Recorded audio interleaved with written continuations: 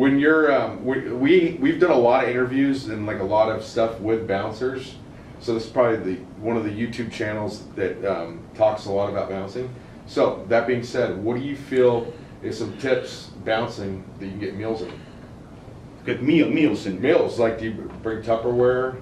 I mean, yeah. Make friends with bartender peanuts. No, I don't bring any Tupperware. I usually have a couple of protein shakes and some, some nuts or that kind of stuff. Gotcha. Nothing major, because there's actually when you work at a popular place, you don't have the time to go, in the back room and have some food.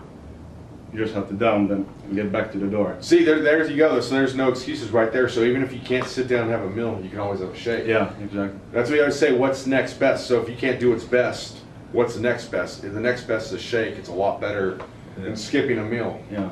And if you miss a meal, don't just give up on it. If you have to add it into your next meal, eat twice as much. Yeah. I think as long as you're getting in roughly the same calories over 24 hours, it doesn't have to be every 2 hours, every 3 hours. There's been times I've had a whole floor full of food in front of me and I've sort of said, I can't go to bed until I've eaten it. And as long as I've got it in, you may get to the point of vomiting and passing out on the floor, but it's down, and as long as you keep it down, it's going to be in there. So what? Tell us an example of what you've had. Tom's had to work really hard to put on weight. Like, what's a typical day of eating for you? It's nothing pretty. It's I'd love to say it's all clean, if you want to put it that way, but it's a lot of junk. But I try to have sort of certain meals I stick to, eating your good chickens and steaks and all your sort of good sources of carbs. So let's take us through a day if it's normal, like you're at home, not traveling, anything else. Like, what would it look? To be honest, it's nothing too methodical. I have sort of a plan I stick to, but it's just if I can eat, I eat as much as I can. So I'll wake up, a lot of eggs, so probably I could have 14 eggs for breakfast. Eggs I always find are very good. A lot of toast, so bread, oats are a big one for me. So it is, I've never got to the point of weighing food out, it's more just literally what I can stomach. So there's days when I wake up and I literally feel like being sick at the thought of eating, but that's where you probably turn to your shakes and just sort of slowly get them down. But okay, so you get your 14 eggs, a bunch of toast. Yeah. What would come next?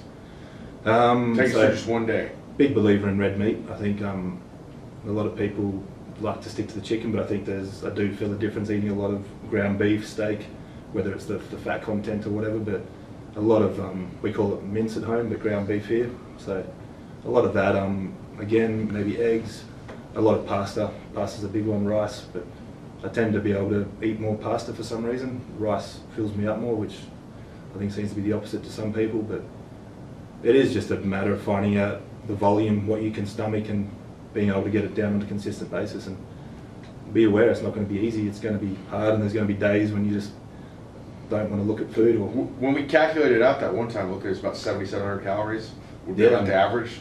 And then with milk on top of that. And milk on top of that. So that's a big one, milk.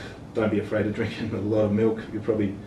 You won't feel the best you've ever felt, but just remember it's temporary, and if the weight's on there, then you can sort of turn to other things later on, but milk will put weight on. Well, and eating's not supposed to be fun, so if this is eating for, like being a foodie and sampling every restaurant in town, that's great, nothing wrong with that, but if this is actually for performance, it's not fun. It's just how certain things like, your workouts might be fun, but other things, like if your back's hurt, going to the chiropractor is not fun, But it's the single factor in not putting on weight. Too many people say they can't put on weight, but it's literally, if you eat enough, you're going to put on weight. There's not anything, you can't train harder to put on weight, it's the food. So if you're not putting on weight, just admit to yourself you're not eating enough.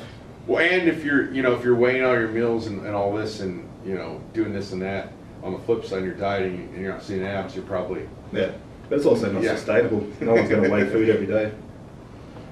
So what's the diet like in Finland mostly? Yeah, pretty much you get the same stuff that you get over here.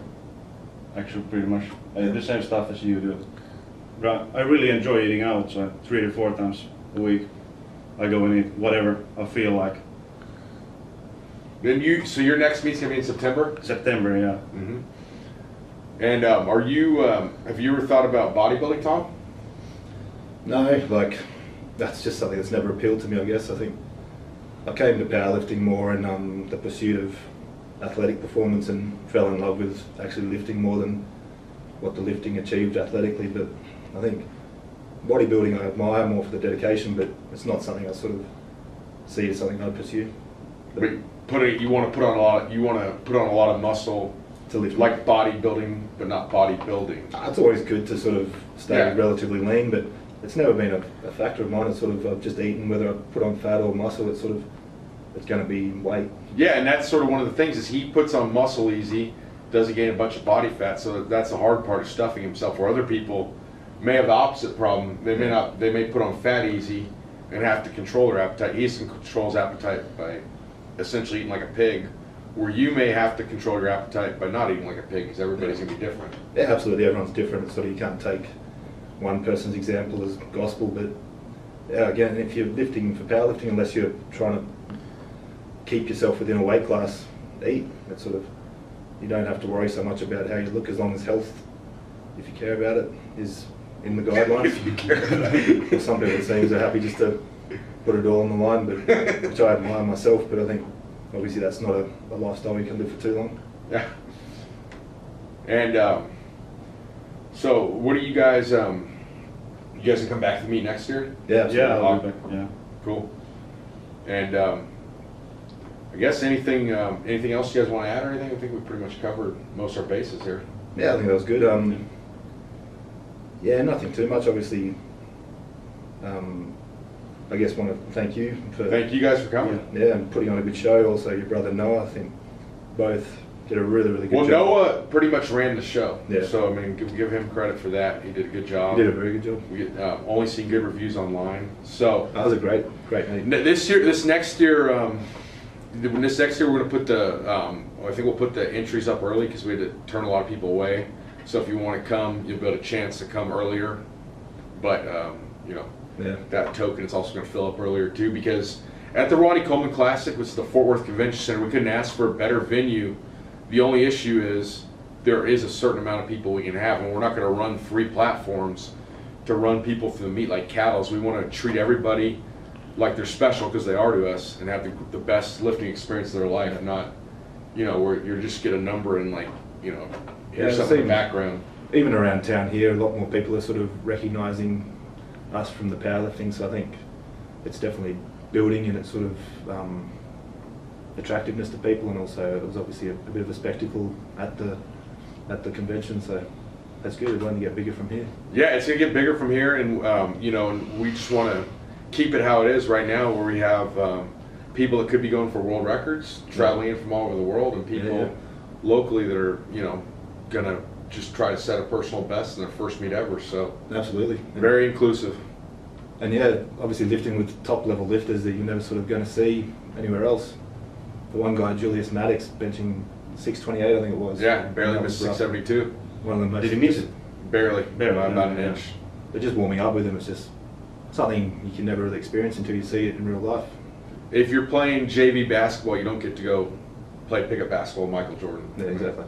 Yeah, so that's pretty much it, and we appreciate all you guys for watching, and look forward to doing this again next year.